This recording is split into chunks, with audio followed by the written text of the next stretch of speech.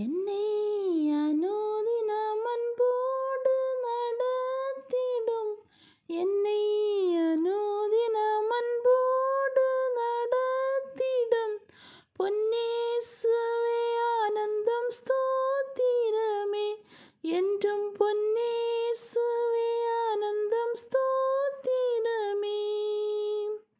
இந்நீலம் தன்னில் இழைத்தங்கிடும் நாளெல்லாம், இந்நீலம் தன்னில் இழைத்தங்கிடும் நாளெல்லாம் போற்றுவேனே உம் திருநாமமதை,